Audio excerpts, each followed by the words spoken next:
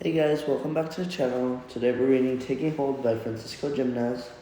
We're reading chapter 17, which is called One Step Closer. It is on page 136 if you're following along. Let's get started. Our life on Grimes Hill continued to be hectic, with working every day on the week, but during spring semester break, I completed the 221-page thesis, submitted it to Professor Duarte, and signed up for the master's, the MA, oral and written exams. Scheduled for mid-May, 2 weeks later, he returned the thesis to me with minor changes and asked me to make the revisions and prepare it according to the university's format guidelines for master's thesis. I had typed so many rough copies of it, cutting and pasting, that I could hardly bear the thought of typing the final draft.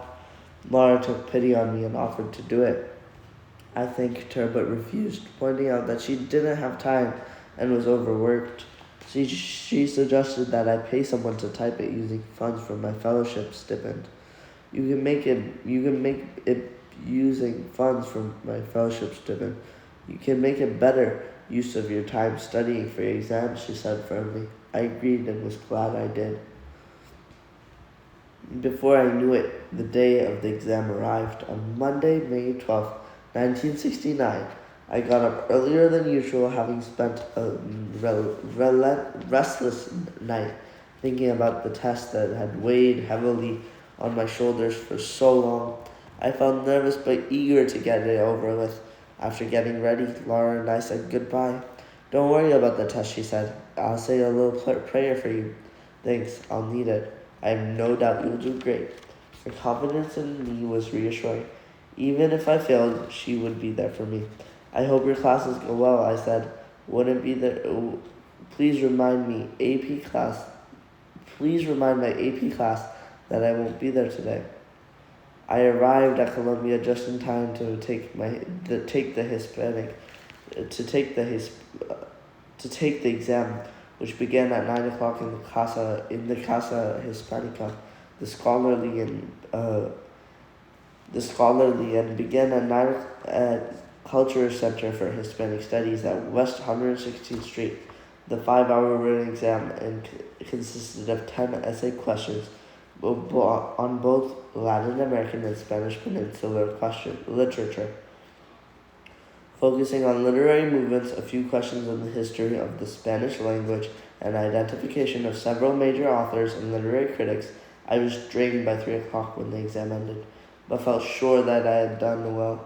4 days later, I took the 1-hour oral exam at 10 a.m. in the conference room on the third floor of the Philosophy Hall. I felt uneasy as soon as I entered the room and saw Professor James Shearer at the head of the table, flanked by Professors Duarte Jungmann, who sat across from each other.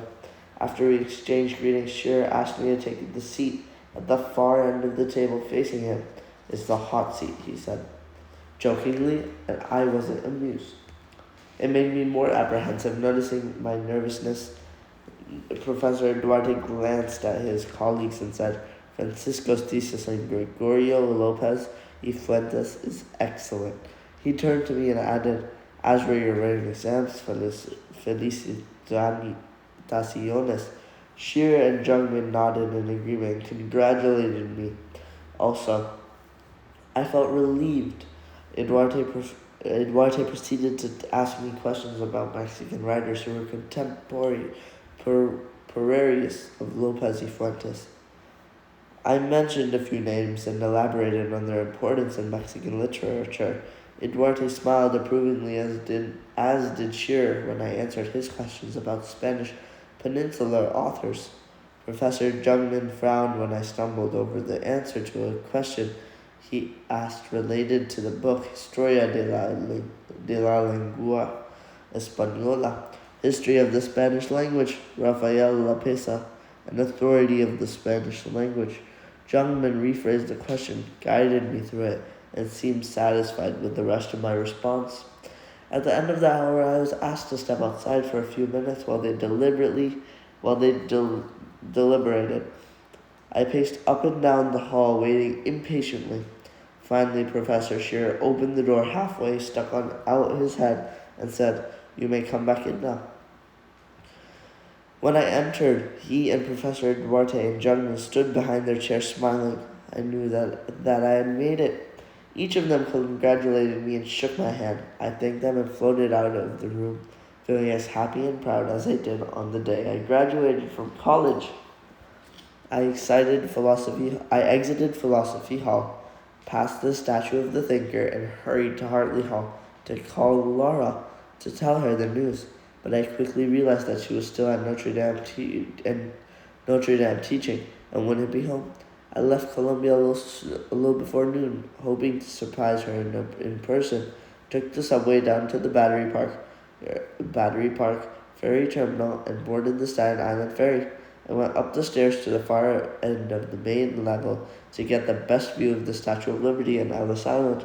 As the boat pulled away, I thought of the millions of immigrants who, like Laura's grandparents, had left their homeland and passed through Ellis Island before embarking on a new life in the United States. And I thought of my own family, who, like many others, had crossed the U.S.-Mexican border. I felt grateful for the sacrifices our family made. Their courage and hard work made it possible for her and me to enjoy a good life. We were the heirs of their dreams. When I got home, I found a sign that Laura had taped onto the front door. "Congratulations," it read. "I am proud of you." And that is the end of chapter 17. I hope you enjoyed. Tune back in for chapter 18.